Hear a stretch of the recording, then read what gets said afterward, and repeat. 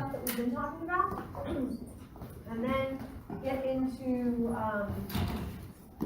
the actual gas exchange. When we start talking about ventilation and perfusion, we're going to talk about VQ ratios, an introduction to what happens during gas exchange and what happens when you have problems in the normal process.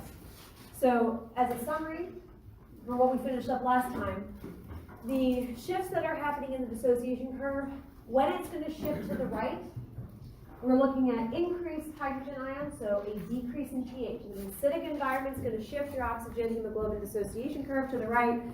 Same thing if you have an increase in carbon dioxide, an increase in temperature, and an increase in 2,3-bisphosphoglycerate or 2,3-diphosphoglycerate, depending on what text you read.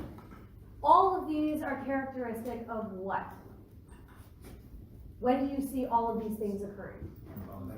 Metabolically active tissues, okay? So this curve is the shift to the right in terms of what hemoglobin saturation you would see at a given partial pressure of oxygen in the blood.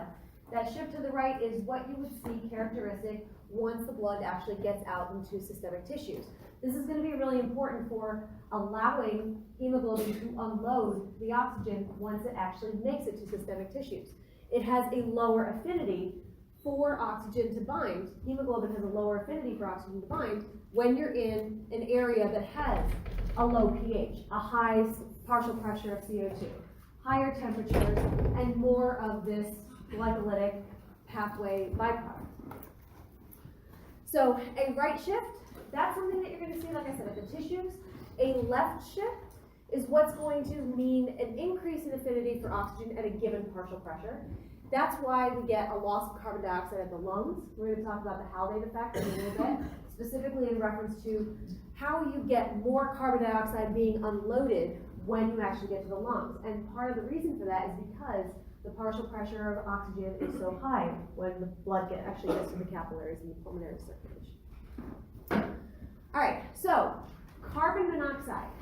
What do you think is going to happen if carbon monoxide is now part of the air that you are breathing? Are you going to see a shift to the right or to the left? How many people think to the right? How many people think to the left? The people that said to the left are correct. Okay? And we'll talk about why in just a second. We're actually going to get into that when we get into the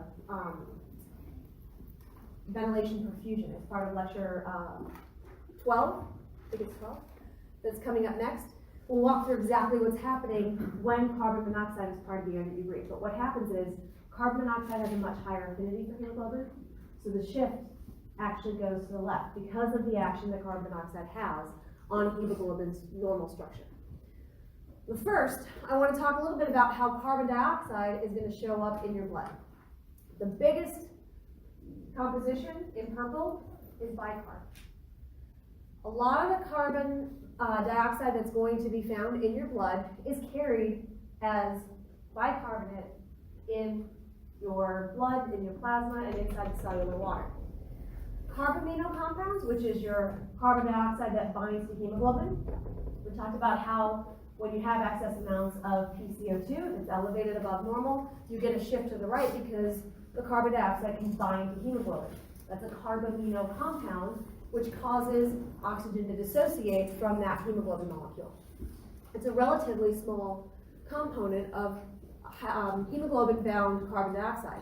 But you will notice that compared to the A on the left, which is your arterial blood, and the V with the line is your mixed venous blood, that value actually increases. You have more carbamino compounds in your venous circulation than you do in your arterial.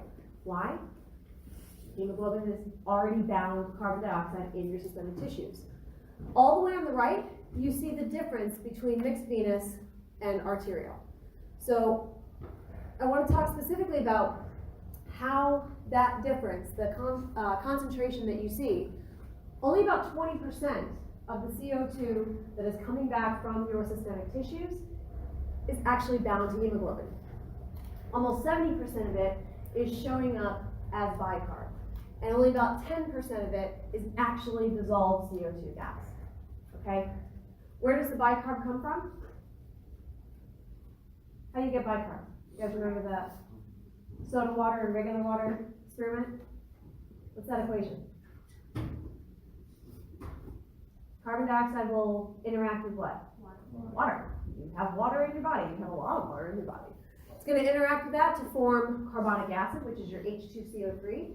And that is relatively unstable. I mean, it doesn't like to stay as carbonic acid, so it'll dissociate into protons and bicarb. So bicarb is the major player in terms of how you're going to find CO2 circulating in the body.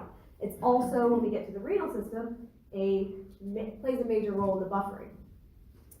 So, dissolved CO2, the solubility of CO2 in your blood is a lot higher than what you would see for oxygen. Your venous blood compared to your arterial blood, you'll see about 0.3 mils per deciliter of blood difference. It's going to be a little bit higher in your venous circulation for dissolved CO2 than you will in your arterial circulation. So the amount that's actually transported, that difference, tells you what is actually being added once that blood passes through the systemic circulation. You still have some CO2 that is in your blood leaving your lungs. Just because you've had gas exchange doesn't mean there's no carbon dioxide, okay? The difference between venous and arterial blood is what is actually shown in that subtraction. We have 0.3 mils per deciliter of blood, so about less than 10% of all of the CO2 that is going to move through your bloodstream is transported just as dissolved gas, not bound to hemoglobin and not as part of your bicarb. Now, it's important to note that when we were talking about your plasma, we're looking very specifically at the different values for carbon dioxide as it's being transported in the blood. So up here, we see that we have a dissolved amount that is going to enter into your red blood cell. You do have some CO2 that will be dissolved in the cellular water. It's going to remain as a dissolved component. Oh, it's not showing up there. Sorry about that.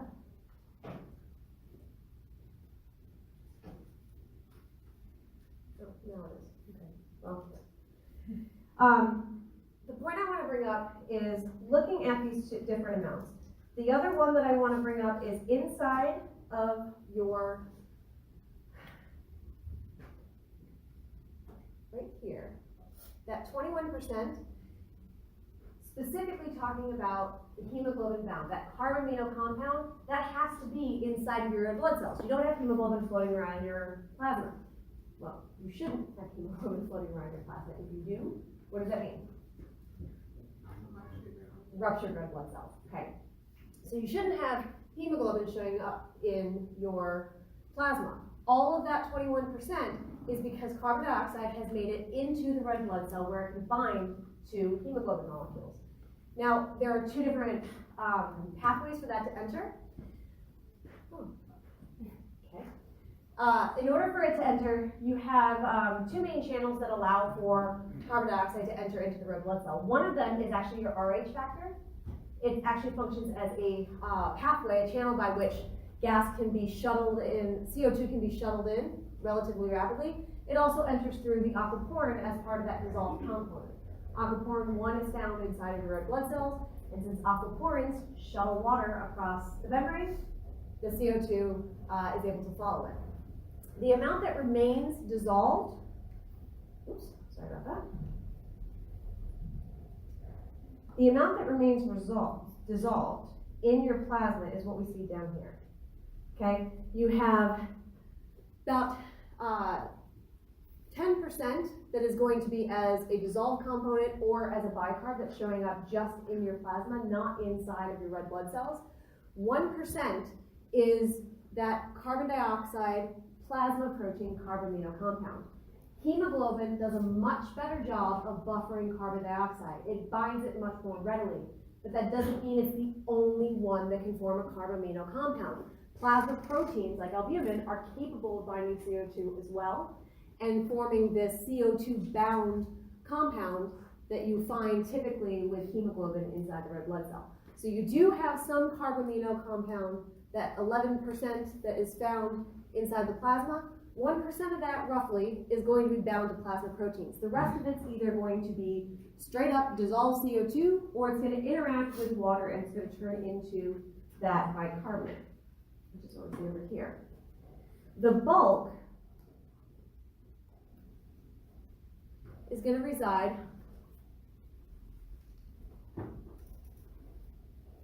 that 63% there.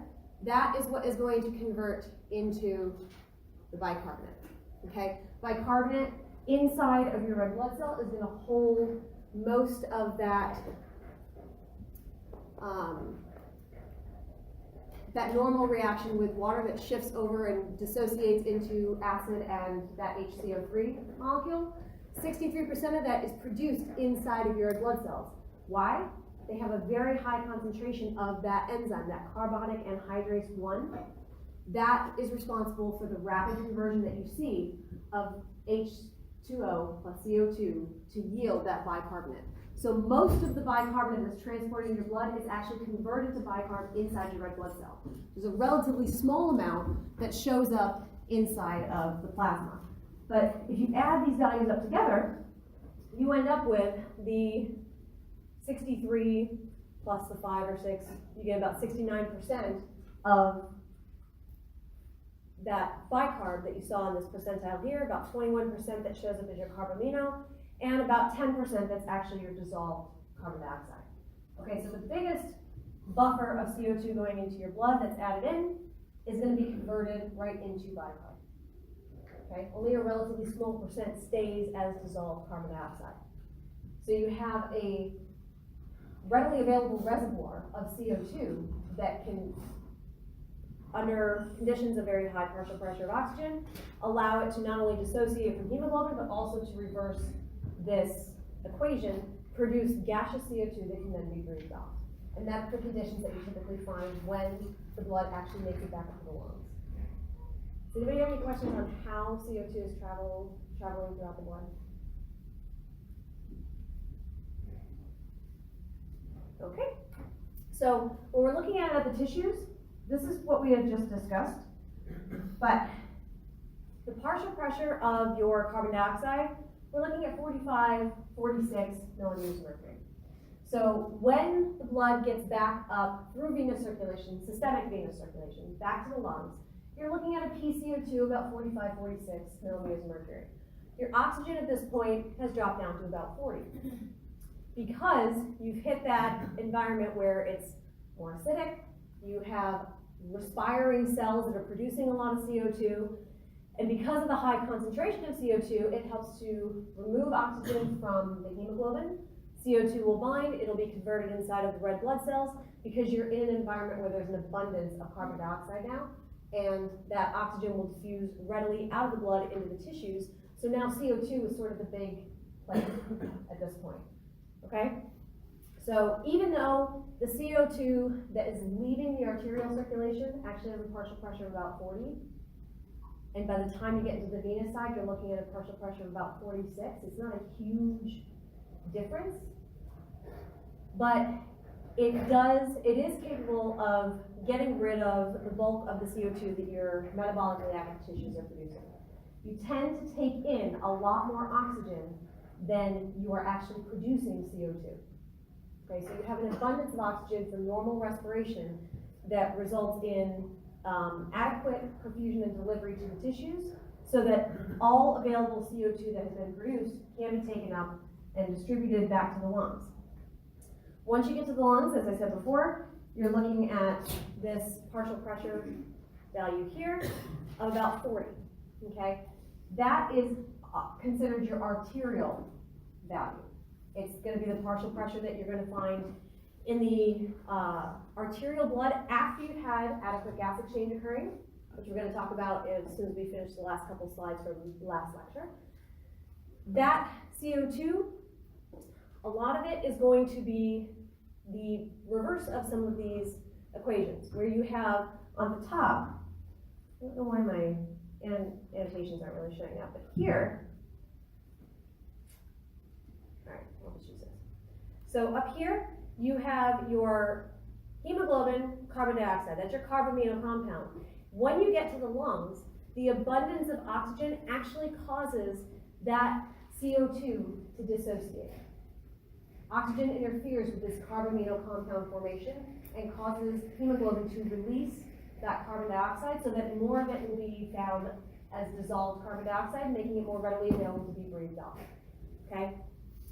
Because of that loss of that carbamino compound, as well as this highly oxygenated environment and therefore higher pH environment, you see a reversal of the production of bicarb and acid so that you actually will see those combined to form water and carbon dioxide. All of this is an effort to get gaseous CO2 that can be expired.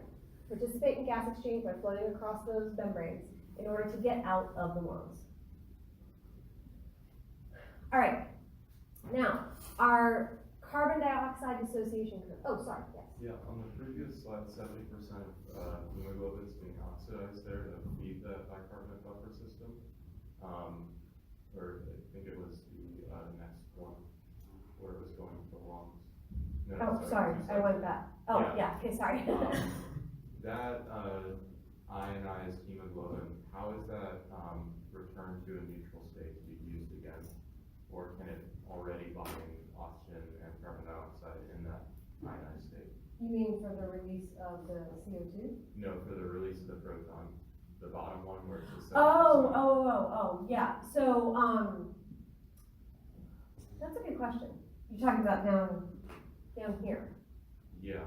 Ah, okay, yeah. So, Because I know the protons are feeding that buffer system, but what's happening to the hemoglobin that gets ionized, you know? that's a good question. I'm actually not sure where the extra positive charge. There are other buffers that do reside in your blood. We have, we talk a lot about the different buffers that are involved in acid-base balance. There are sodium phosphate buffers, there's ammonia buffers, but I'm actually not sure what the molecular mechanism is for that, specifically to reset it. I would imagine that it has to do with the change in the pH that you have, and the fact that when oxygen is coming in, it is immediately binding. When any hemoglobin that was bound to that acid, you're now in a more alkaline environment. So the acid itself is being utilized to convert to the carbon dioxide and water to neutralize that bicarb. And then oxygen is also binding up any available hemoglobin. But in terms of the intermediate between that, I'm actually not sure. I can find the answer for you. Okay. All right, so our carbon dioxide dissociation curve, that normal operating range is what I had mentioned before. You're looking at a difference between 40 and about 45, 46 in terms of the gas pressure of carbon dioxide between arterial and venous blood. What this is really looking at is it's showing you the carbon dioxide that is found in the blood as you increase the carbon dioxide partial pressure. As you would expect, the higher the partial pressure, the more CO2 you're going to find in the blood. This is over a wide range. Your normal operating range is actually very, very narrow. You don't typically get CO2 partial pressures that are 80, 90, 100, which is what you do see when you're looking at oxygen. It's a very narrow part of this spectrum. So typically, you're looking at around 48 to 52% is what you're going to see in terms of the actual amount per unit of volume that you would find of CO2 inside of your blood. So this one's from the boron book. I'm going to show another one that actually comes from Guyton right after this. But what we're looking at here is down at the bottom, you have the dissolved CO2. And then up at the top, we're looking at specifically how much oxygen, the percent saturation of hemoglobin with oxygen for these three different lines. If you have 0% of hemoglobin, so it's completely stripped, there's no oxygenated hemoglobin, that's what you're going to find at the value in the blue curve. That whole curve there for the whole blood cell, you're looking at the CO2 curve for partial pressures on the x-axis of CO2, and then the whole blood total content of CO2 on the y-axis. The blue curve shows you what happens if there's no oxygen.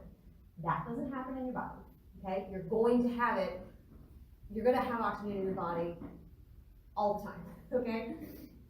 The purple curve says that you have about 75% of hemoglobin that's saturated. So would you expect that to be arterial or venous?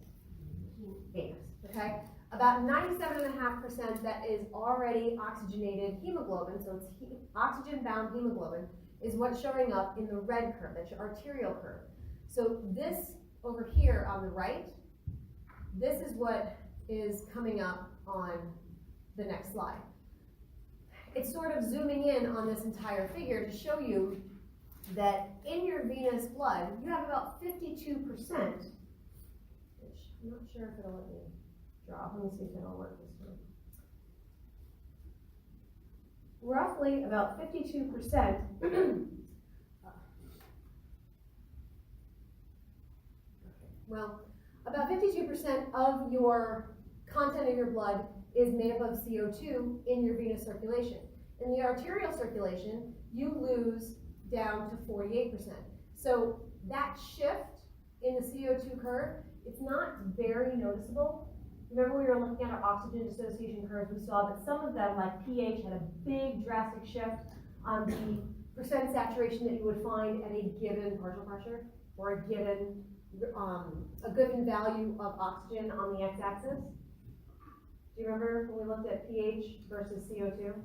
You saw a larger diversion or a larger shift in that curve under conditions where you change pH than you did under changing PCO2. The same thing is happening here.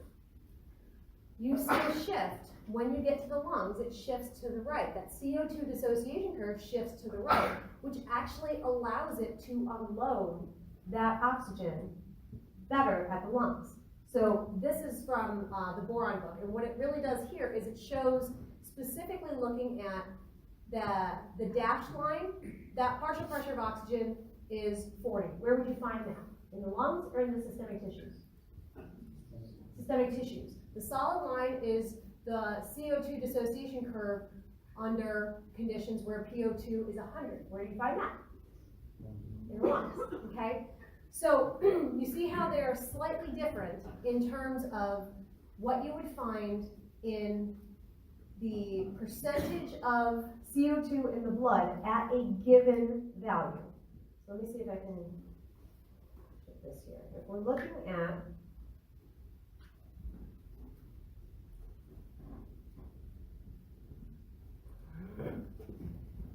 it'll probably show up in about 3 minutes. Okay, I'm going to stand over here and point my little arrow. Okay, so if we're looking here at point A, on this curve, so for the CO2 dissociation curve in systemic tissues, okay, this dashed line, at this PCO2 of 45, this is what you would typically find the value at your venous blood. You're going to have a carbon dioxide partial pressure of about 45, 46. You have a oxygen partial pressure of about 40, which means about 52% is the value you have of CO2 in the blood, okay? What happens if you didn't see any change in the affinity of CO2 when you get to the lungs? Meaning, awesome, okay, just a couple minutes. Okay, so what would happen, what value would you see on that dashed line if you're looking at this new value here at 40? That PCO2 of 40, which is what you would find when you actually get to the lungs. If you didn't change that CO2 dissociation curve, if there was no shift when you actually got to that oxygen-rich environment in the lungs, what would be the percent that you would see in the blood of CO2? 4950, right? So if you look from point A to, so from here, you're about 52%. If you follow along that dashed line, now you're looking at roughly about 50%. Okay, so if there were no change in hemoglobin's excuse me, affinity for CO2, even in an oxygen-rich environment, you would only see 2 volumes % lost to be able to expire that CO2. The shift that happens, which means that when you actually get to this low PCO2, the affinity for CO2 has actually dropped, okay? That value at B shows you roughly about 48%. This is what's known as the Haldane effect. The Haldane effect specifically says that when your hemoglobin that is bound CO2 gets to a very rich oxygen environment, so a very high partial pressure of oxygen, it decreases the affinity of hemoglobin for carbon dioxide, which means that the presence of lots of oxygen actually forces that carbamino compounds with CO2 to dissociate, thereby releasing that carbon dioxide from its bound hemoglobin environment to be dissolved inside of the liquid portion of your blood. Now that it's gaseous, it's easier for you to breathe it off. And because of this, because of the reduction of CO2 affinity for hemoglobin's affinity for CO2 at the lungs, whenever there's a high partial pressure of oxygen, you basically double the amount of CO2 that your body's able to get rid of. Okay, so you have an inverse relationship for hemoglobin in terms of affinity for oxygen and carbon dioxide. If there's a huge partial pressure of oxygen, it's going to more readily outcompete and bind to hemoglobin than carbon dioxide will. The same thing is known as the Bohr effect that you see when you actually get to the tissues. Now, as we said, the larger portion of the Bohr effect is due to pH, but a smaller subset is due to carbon dioxide, and it has to do with the higher partial pressure of CO2, basically causing oxygen to be released because of its now interactions with the hemoglobin molecule. Yeah? So when you're exercising and you're sending more oxygen to your extremities, does it affect the binding of the carbon dioxide that you get up at your extremities? So, say that one more time. So when you're exercising, you send more oxygen to your extremities, so. But how? Yeah, but I mean, how are you increasing the amount? Are you increasing, you're not really increasing the concentration, you're increasing it because you're increasing cardiac output. So you're increasing the rate of delivery because of the blood flow rate, and it's more delivery per unit time, as opposed to the actual content of the blood. That's a really good question, because it's important to distinguish between the two. When we talk about increased oxygen delivery to the tissues, you're still going to reach the same equilibrium for gas exchange, which we're going to talk about in just a second. That's not going to change. That has to do with the normal equilibrium between your blood and the air that you're breathing in. What's the partial pressure of the air you're breathing in? Once you reach equilibrium, you can't force more of it into your blood. The only way you can increase delivery is to increase your cardiac output, to increase the rate at which that blood is actually, oxygenated blood is actually getting to your tissues. Very good point. That's also why your respiration rate will increase and your cardiac output will increase in response to increases in CO2 production in metabolically active tissues. The more metabolically active, the more you're going to start breathing in order to increase your ventilation rate and increase the blood flow to the tissues to deliver more oxygen and release more of the CO2. Quick question. So the PCO2 in the actual alveoli seems a lot higher than it is like the area of breathing in the trachea. Because CO2 is a pretty low percentage of Yeah, very low. atmosphere. So It's why is it pretty much also null. par with oxygen right here? Or Sorry, say it again? it seems like PCO2 is like right about the same level as oxygen as far as millimeters of mercury on partial pressure. For the venous side, you mean because the oxygen is the PO2 of 40 and the venous side is of 45, 46 for CO2. It's a little bit higher. You're right. So on arterial blood, we'll actually have a couple of visualizations of that when we get to the gas exchange, but the PO2 of arterial blood is about 100, the PCO2 is about 40, and then when you get all the way around, now you drop down to about 40 for O2 and about 45, 46 for CO2. So you're right, there's not a huge difference going from the CO2 of 40 millimeters of mercury up to about 46, but that is sufficient to blow off the CO2 that's being produced. Because you still need CO2, because bicarb is a major buffer for acids that you're producing as a byproduct of metabolism anyways. So you don't actually want to get rid of all of the carbon dioxide from your body. That's why most of it shows up as bicarb. But you're getting rid of the excess amounts that's produced just from normal rates of metabolism itself. Does that answer the question? Okay. If not, we can talk about it again afterwards. All right, so, does anybody have any questions on, excuse me, the Haldane effect? No? All right. then, that is the end of lecture 11. We can get into,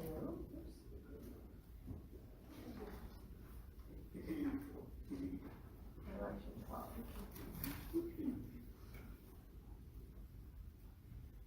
Alright, so now we're going to start in on our gas exchange in the lungs. Alright, so starting off, you have 2 lungs and about 300 alveoli. Okay?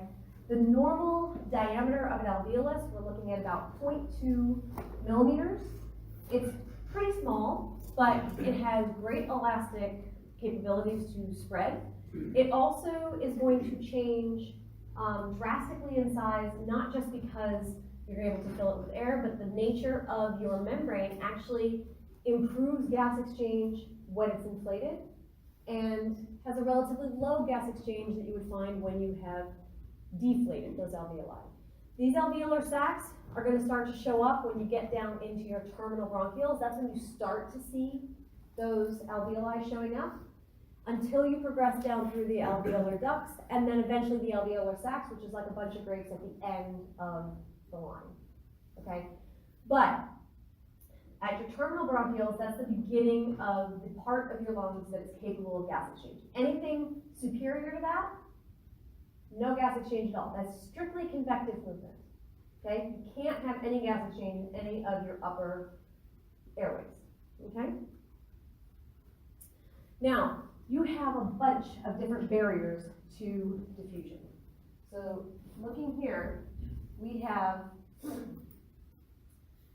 from your alveolus on the left to the capillary on the right, you have the fluid or surfactant layer. You have the alveolar epithelium, which will change in the distance, the thickness of that membrane, when you actually inflate the air, inflate the alveoli with air. You have an epithelial basement membrane, you have the interstitial space, and you have a capillary basement membrane, you have capillary endothelium, and then you can finally get it into contact with the plasma and the red blood cells. Okay, so several different barriers to diffusion. They're not significant barriers to diffusion, but they are barriers.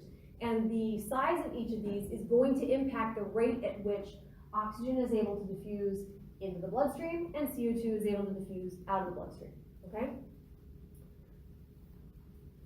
Now, when you are breathing air in, because you have a residual volume, not all of the air that you are breathing in is actually going to reach into your lungs, and not all of the air that's in your lungs is going to breathe out at every single breath. Any gas that's inside your lungs, which we already talked about with the nitrogen washout method, right? When we were looking at how are you going to measure that residual volume, you can do it either by the helium, so the Bohr method, or you can use that open circuit where you're breathing in straight oxygen, and then you're looking at how much nitrogen there is in the sac that you collected. That's because what you're doing is every single breath, you are diluting whatever was inside of your lungs. That stale air inside your lungs gets diluted with each breath. Why do you think this is actually an important physiological effect? Why do we want to make sure that anything you're breathing in gets diluted instead of just all in, all out? Any ideas? Maintain CO2 concentration in lung gas. That's part of it, and making sure that you don't have too much variability. Part of it would be to prevent lung collapse, in terms of having some kind of residual air in order to keep it open. But the other thing is that if you are not breathing out all of the air and taking in all fresh air, it basically controls against moments where your body has inadequate ventilation. You still have some residual gas that you can have participating in some gas exchange. So whatever you breathed in, it will take several breaths before you're actually getting rid of all of the content that you had originally breathed in, assuming that you're not breathing any of it back. Okay, that's what happens with your nitrogen washout method. You're breathing in straight oxygen, so all of that nitrogen will eventually get washed out, but it doesn't occur in one breath. okay? It takes time. So when we're looking at changes in your alveolar gas, as you start to ventilate, the time on the x-axis and then the concentration of the gases on the y-axis. The red shows what happens in normal alveolar ventilation. If you start with 100% and you are basically breathing out whatever it is, you change what you're taking in so that you're washing out the content that you're measuring, the end result is after about a minute, you might have less than 20% of that original concentration left inside of your lungs, okay? If you were to double your ventilation rate, you're gonna get rid of it faster.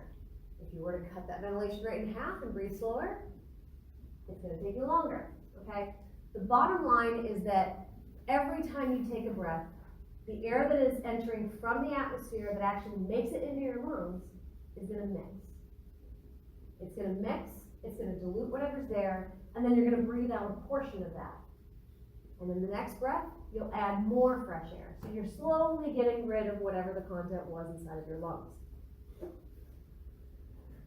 Now, I'm not gonna have you calculate this, but equations are useful for being able to show you the overall relationships. Specifically, what is going to determine the rate of diffusion of a particular gas? P1 minus P2, that's your pressure gradient. So delta P, what is the gradient that you have for that particular partial pressure of gas? How is gas going to flow? High to low or low to high? High to low, okay? So that's going to be important in telling you which direction your gas is going to flow. On the numerator, you also are going to multiply that by the area, the surface area, that is available for gas exchange. Bigger the area, the more likely your molecules are going to contact with that area and collide, which means you're more likely to have gas exchange. So larger area, you're going to get a larger diffusion. Same thing with solubility. You remember when we talked about partial pressure and the concentration that is dissolved? How do you get that? They're directly related. But how do you convert partial pressure to concentration? Partial pressure in the air versus concentration in a liquid. Henry's law. The solubility constant. The solubility constant for that particular air liquid or gas liquid interface. Okay? So solubility will also have a direct impact on diffusion rate. The more soluble a gas is in a particular liquid at that interface, the more likely it is to diffuse across that barrier. In the denominator, we're looking at distance and molecular weight. Your molecular weight for a particular gas is not going to change. Same thing with the solubility. It's not going to change for a given gas-liquid interface. So when we're talking about our lungs, that's an air-water interface, that's not going to change. The solubility of that gas through that water interface is not, or water surfactant interface, is not going to change. So your solubility is going to stay the same. The molecular weight, because by definition it's the same gas, is not going to change. The distance that it has to travel is going to be inversely related with the diffusion rate, which means shorter distance, faster diffusion. That's one of the things that can happen when you inflate that alveolar wall, okay? The size and the thickness of that alveolar wall is going to change during the respiration cycle. The diffusion capacity, or DL, specifically refers to how many mils, what is the volume of gas that will diffuse when there's a pressure gradient of 1 millimeter mercury for every minute. Okay? Specifically looking at the alveolar membrane and the gas. Okay? So if you want to look at the diffusion capacity, you need to take into account the area times the diffusion coefficient over the thickness. Okay, this is specific for each particular gas. So DL, by definition, takes into account everything from here, everything from here except for this. Okay, so okay, it takes into account everything on this equation except for the partial pressure difference is here. okay? That's why if you wanna look at the actual diffusion rate, you just take that diffusion capacity multiplied by the pressure gradient. Okay? Because we're specifically looking at the diffusion capacity for a given gas. That gas has a specific solubility in your lungs, and it has a specific molecular weight. That's not gonna change. The only thing you really have to take into account is the area that is accessible to the gas for exchange to occur, and the thickness that it has to cross. How thick is that barrier? Your basement membrane is not gonna really change in thickness. Your interstitial fluid is not really gonna change. Your endothelial lining is not really gonna change. But the thickness of your alveolar wall will change as it expands with air. All right? So, this is that same equation that we just saw, rearranged. The capital A, we're looking at your area, the lowercase s in the numerator, that's your solubility. Down below, the lowercase a is the thickness of the membrane, and then the square root of molecular weight is the bottom part of that diffusing capacity. So, specifically looking at the thickness. So if you have a thick barrier at top, how far does it have to travel? It's got to travel a lot further. So what is that going to do for the diffusing capacity for that particular time? So what is the rate of diffusion? The V dot net is the net flow, the net diffusion rate of that gas if it has to go across a thicker barrier. It's going to be slower, right? Because it takes just a little bit more time for it to get across that thick barrier than it would if you were getting through a thinner barrier. And that has more to do with, mathematically, being in the denominator, okay? If this is high, like you find up here, then this would be low. If this is low, like you would find here, then this value would be higher, okay? Thinner barrier, faster diffusion. Thicker barrier, slower diffusion. Now, this shows the relationship between area and thickness on this graph. So this is also from the boron book. You guys recognize any pattern here? Boron's the one you're going to want to go to find a lot of these figures. They're a little bit more thorough. So if we're looking at the partial pressure or the diffusion capacity of oxygen. Oxygen itself, you have PA, capital AO2 minus PCO2. That is the alveolar partial pressure of oxygen. Remember, capital A is your alveolar partial pressure. The C refers to the capillary. Okay, so it's not the partial pressure of carbon dioxide, it's the partial pressure of oxygen in the capillary, the lung capillaries, okay? So, when we're looking here on the top left, the green shows the fluctuation in the area of the lungs for gas exchange, and the purple one shows the fluctuation in the thickness. One of the things that you can see is that when you are at the end of inspiration, which is what's shown here on the left, so end of inspiration, what do you see? Thickness is at its highest or lowest? Lowest. Area is at its highest. Okay? Why? Because you just filled your entire lungs, you inflated it with air. So the total area, now that you've expanded and filled out all of those alveoli, the area that's available for gas exchange has increased because you've stretched all of those alveoli from small to big.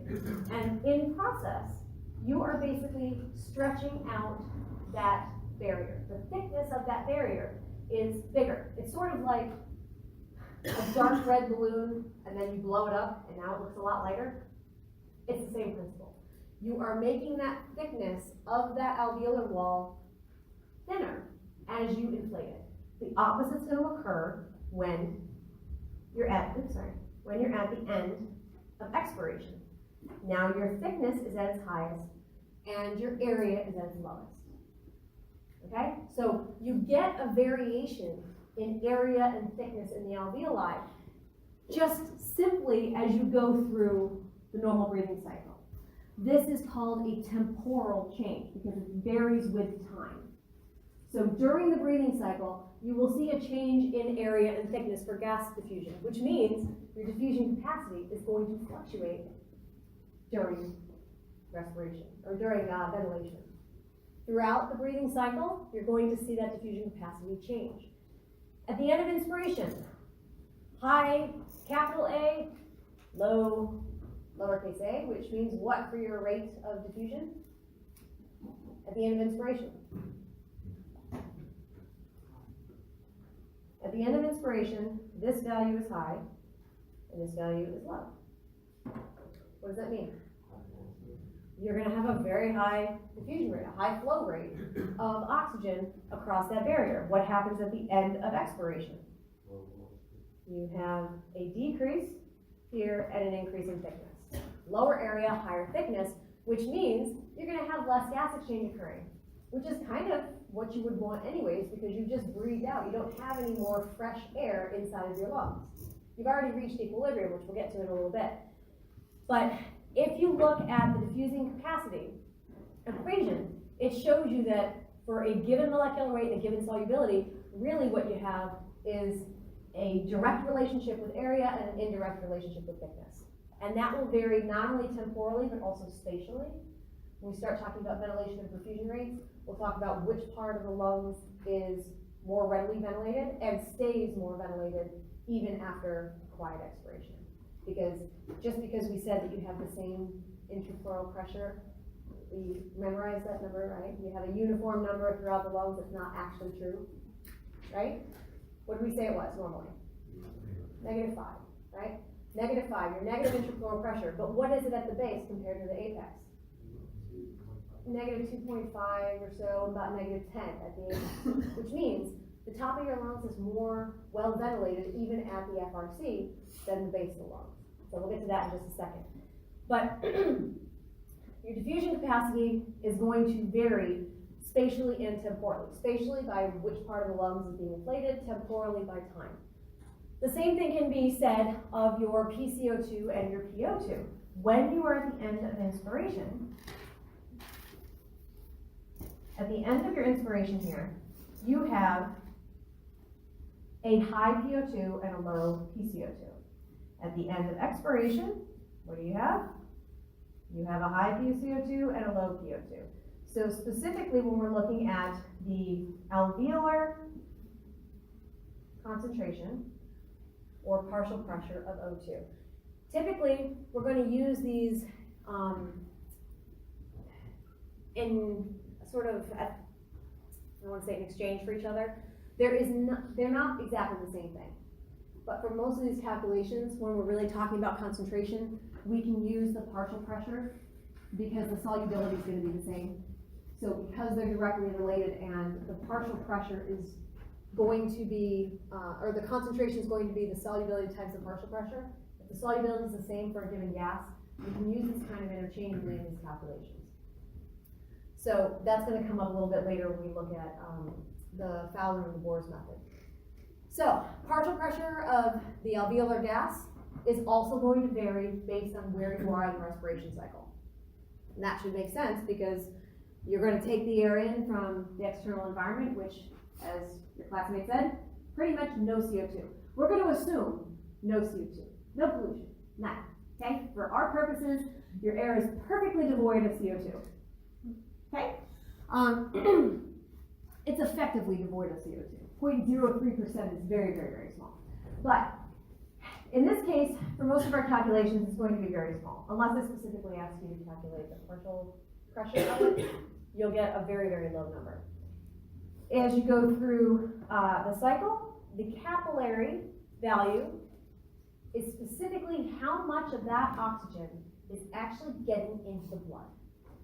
So even though we saw this fluctuation where it increased partial pressure of oxygen in the alveolus during inspiration and you have a decrease during expiration, how much of that is actually getting into the capillary? Meaning how much is actually participating in gas exchange? So what this is showing you is that when you move the blood along the capillary itself, it takes less than a second. It's about 3/4 of a second for it to get from the beginning of capillary contact time with the alveolus membrane to the end of that contact time with the alveolus membrane.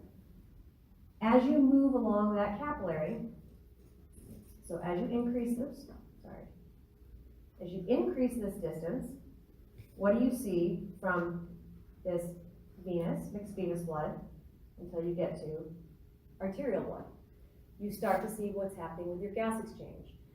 You reach equilibrium about 1/3 of the way across. okay? So as the mixed venous blood passes through its contact point with that 100 millimeters of mercury, you're going to hit equilibrium, okay? So, sorry, say it again? Yes, once you hit equilibrium, your net diffusion it's now nothing. You don't have any net diffusion. You're still getting gas moving across the other way, but your net diffusion is gonna be 0 because you hit equilibrium. And that happens relatively early in this contact point, okay? So the alveolar concentration, or the alveolar partial pressure of oxygen, that's going to change based on where you are in the cycle. That's just the partial pressure of oxygen that's inside the air in your gas. What we're gonna talk about is the partial pressure that's gonna show up in your blood. So how effective is gas exchange between the alveolar gaseous membrane across all of those barriers into the blood? Yeah. During active inspiration, where you're drawing above that equilibrium point, excuse me, well, is it above the equilibrium point that you draw to, or does that just mean that the equilibrium point is reached sooner?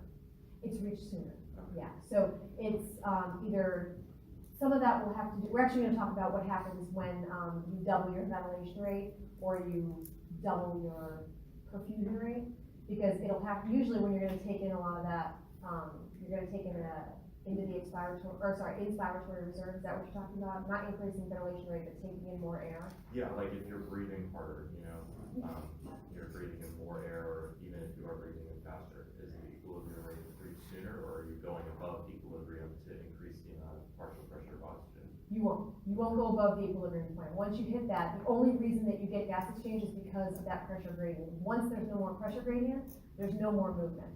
So that's why your partial pressure is not gonna change, but the blood flow rate will change and your ventilation rate can change because it's trying to get rid of or blow off more of that CO2. Okay. The top one, again, that's what we basically just talked about. That is Fick's law.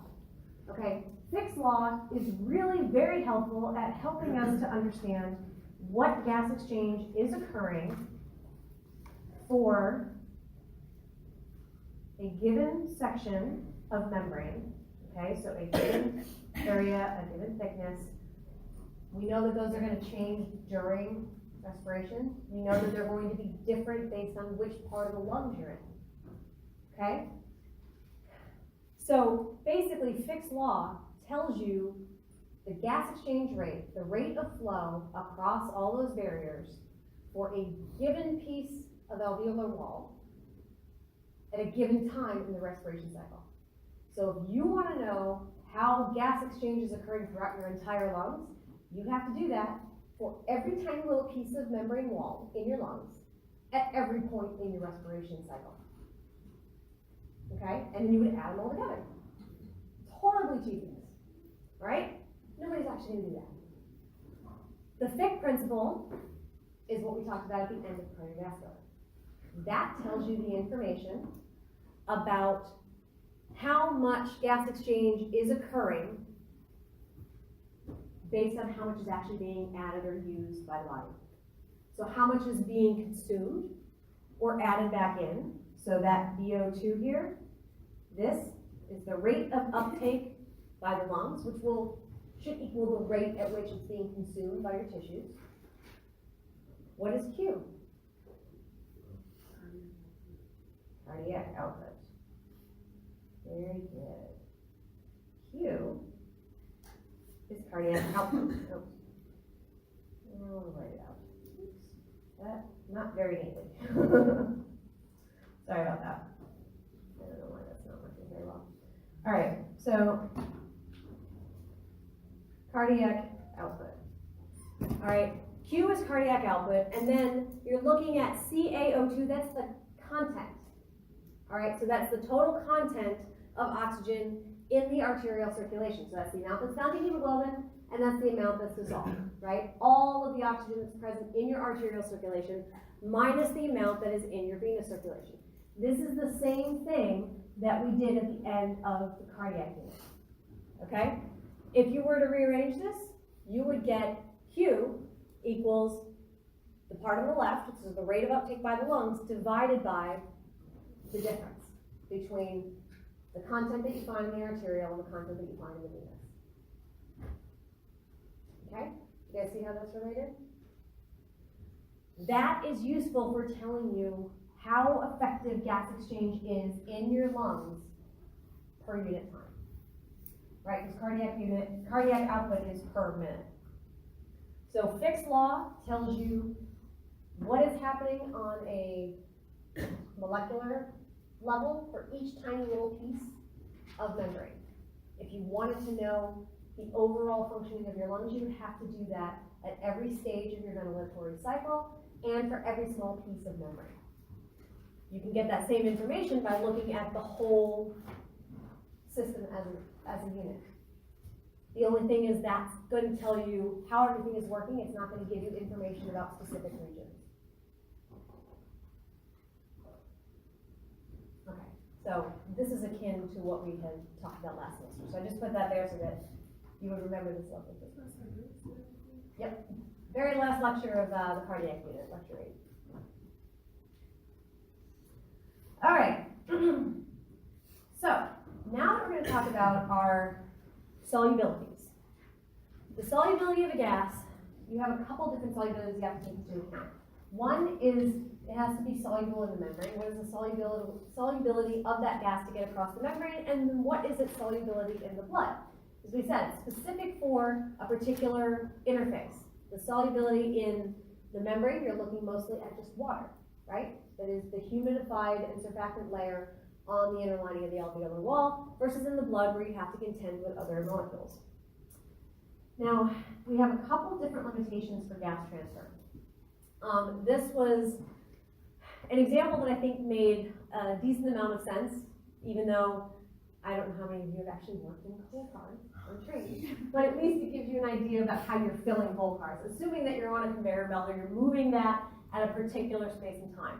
So as I said before, about 3/4 of a second, that's the value that's written down here at the bottom. This here is 0.75 seconds. So same amount of time for each of these cars to pass underneath the chute. The solubility in the membrane is telling you information about this. So let's say the solubility of the membrane is the size here. Okay? The solubility in the blood is the size of the car itself. Okay? Larger car or smaller car. Basically what's happening is we have two different ways to define a particular type of gas. The question of something that is diffusion limited, which is what you find in B. The problem with filling up those cars, because it's the same amount of time, okay? The problem with filling up that car is that the solubility in the blood and the solubility in the membrane are not very well matched. With a smaller ability for that gas to get into the blood, you're more likely to have a car that passes in that 3/4 of a second without being filled.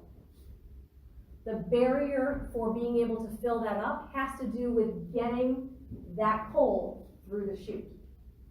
Doesn't have a problem once it's outside the chute, filling up the car. The size of the car is not the issue. The size of the chute itself on the diffusion, part B, is the problem with getting that car filled. Okay? For your perfusion limited, the only limitation for being able to carry more of this coal is the size of the car. Okay, the chute itself is not an issue. For the same amount of time, it can get completely filled. But once it's filled, in theory, you would overflow and fall on the ground in this case, and it wouldn't actually be carried off as part of your supply. The same thing's going to happen with your gas. If something is perfusion limited, the only thing that will limit the rate at which that gas gets into the blood is how fast the blood is moving, how soluble it is in the blood. If you're able to reach that equilibrium point, you still have time for gas exchange, but there's no ability to do anymore. We saw that with oxygen. You've reached that equilibrium before the full 0.75 seconds was up. which means that if the blood were moving faster, maybe you could get more oxygen in the blood. Okay? Perfusion limited specifically means that the problem is the solubility in the blood. Once you reach equilibrium, you have no more net diffusion. So if you're able to reach equilibrium before you lose the contact time of the capillary and the alveolar wall, it's considered a perfusion limited gas. Okay? You're basically hitting that equilibrium, you're maxing out the capacity in the blood, which is a good thing. You want that for oxygen. Something that's diffusion limited, the problem is getting that gas across the wall. That could be because its diffusion capacity is relatively low. It could be because the gradient for it to get across that area is low, right? The diffusion rate is your diffusion capacity, which has to do with your molecular weight, your solubility, the area, and the thickness, times the pressure gradient. So something that is diffusion limited, a gas that is diffusion limited, is not going to reach equilibrium. You're not going to fill all of those cars. Okay, and you're not filling those cars specifically because you have less coming across that barrier. We're going to give a couple of examples of this, but the perfusion limited, you can saturate that partial pressure in the blood. For diffusion limited, you can't. Not because there's an issue with receiving it, the solubility in the blood, there's an issue with getting it across that wall. Okay? It's a diffusion problem, not a solubility in the blood problem. Any questions on this before we start with examples? Okay. Nitrous oxide. That's our first example. Nitrous oxide, anybody ever had dental work where you had to have nitrous oxide? Sweet smelling, right? It's sweet smelling and it makes you loopy. And it does make you laugh sometimes. So this is just a poster from, 18 something or other. Oh, and does anybody else notice that only men were able to participate in this? Because it was inappropriate for women to be, I guess, silly at the time. Back in the 1800s. So it was, down at the bottom. It shows the date down way at the bottom here in the left-hand corner. It says 1845.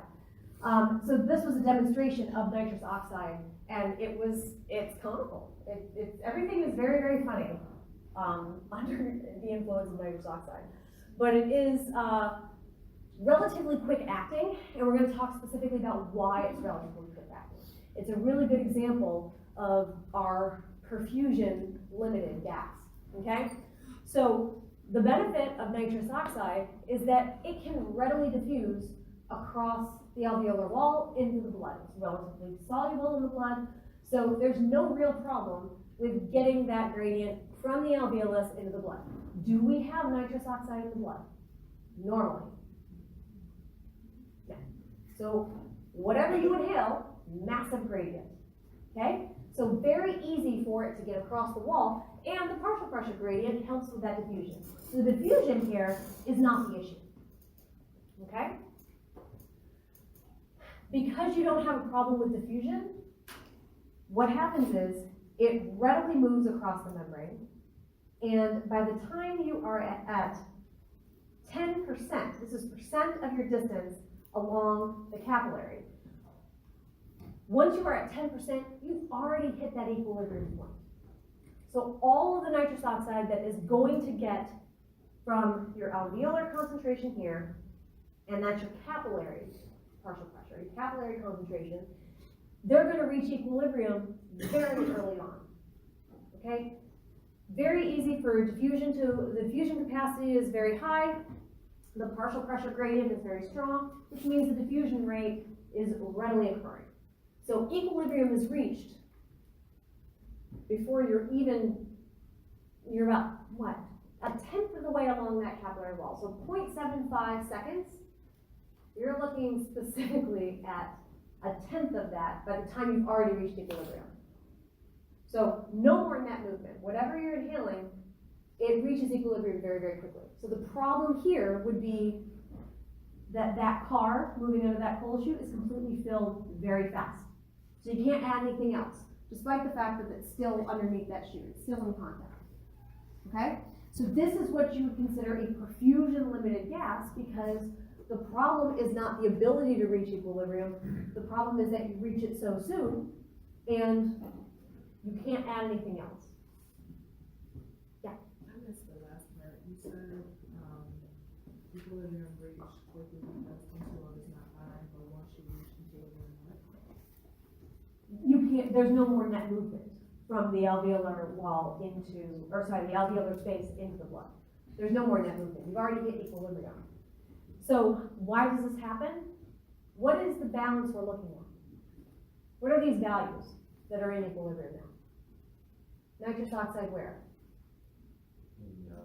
In the alveolar and the capillaries. And what's the parameter that we're looking at?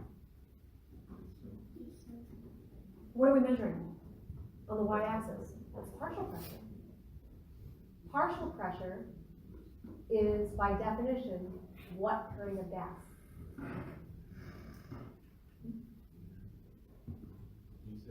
Partial pressure refers to what kind of gas molecule. Where would you find gas that would contribute to the partial pressure? We talked about oxygen and carbon dioxide and how it's traveled in the blood. So think about how oxygen is traveled. You have two different ways, right? Bound to hemoglobin and dissolved. Which one of those contributes to partial pressure? Dissolved. This has nothing to do with anything that's bound to hemoglobin. That's going to become important in just a little bit, okay? Nitrous oxide doesn't bind to hemoglobin. So any amount that enters into the blood is going to stay residing in that dissolved component, which means every single molecule contributes to that partial pressure increase. That's why you can reach equilibrium so quickly, because you don't lose any of those nitrous oxide molecules that has the ability to contribute to partial pressure. Because none of it's going to bind to hemoglobin, every single molecule will contribute to the elevation of that partial pressure until you reach equilibrium. Okay?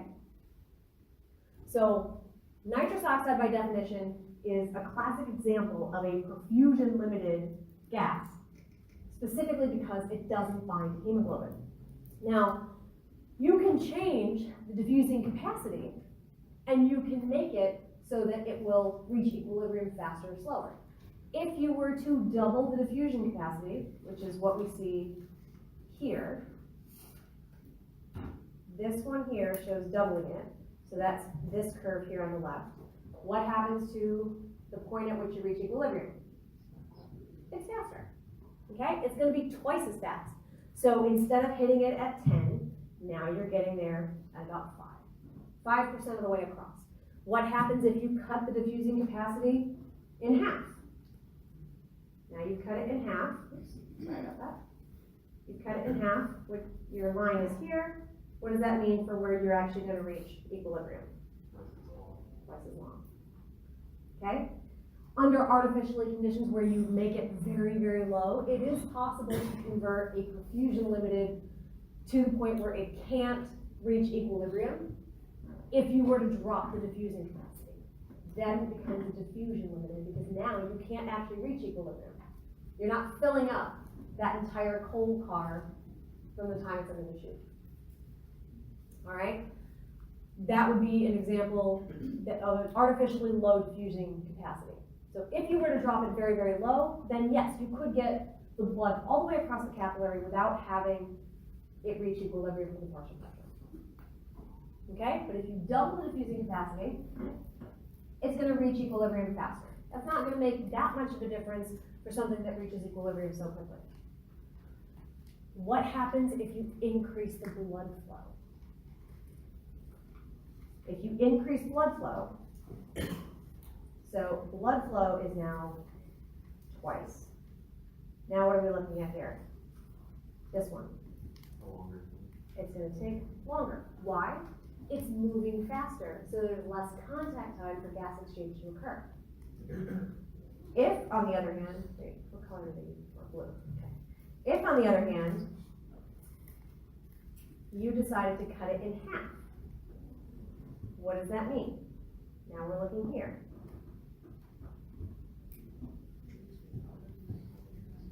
You're going to half the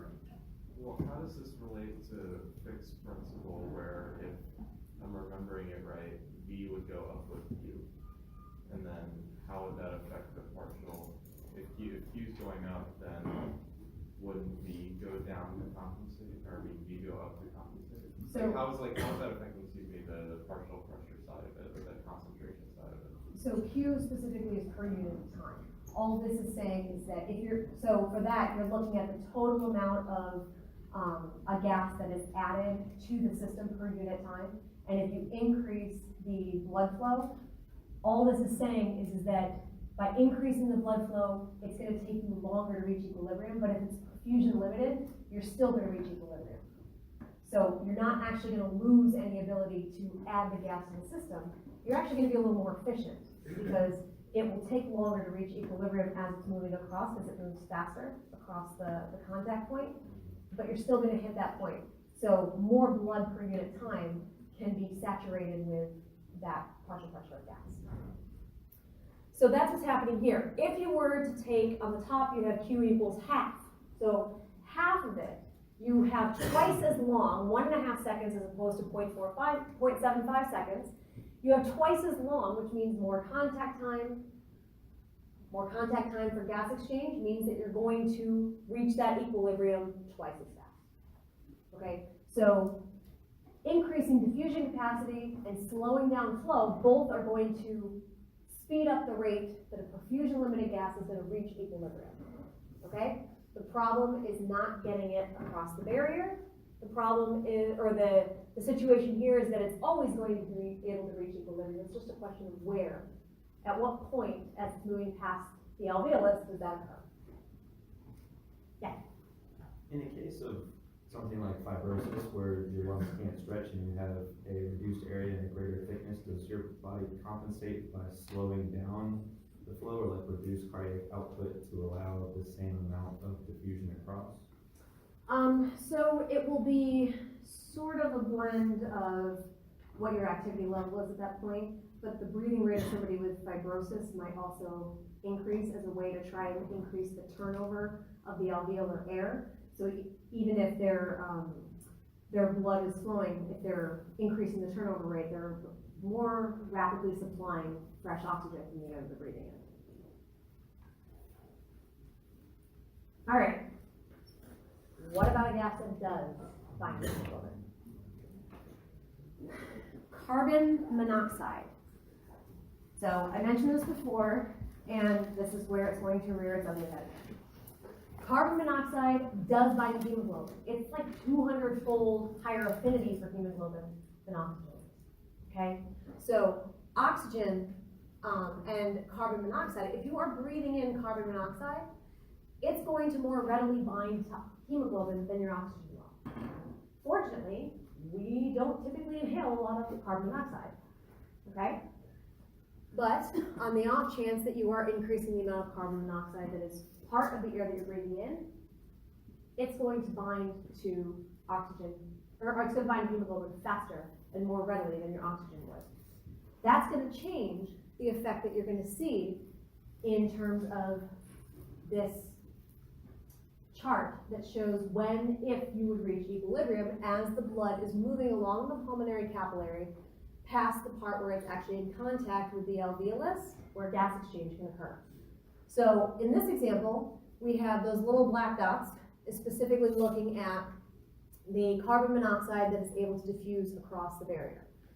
Once it diffuses, because it is so easy for it to bind to hemoglobin, very little of it actually stays in the plasma. So a very little amount of it actually stays in the plasma.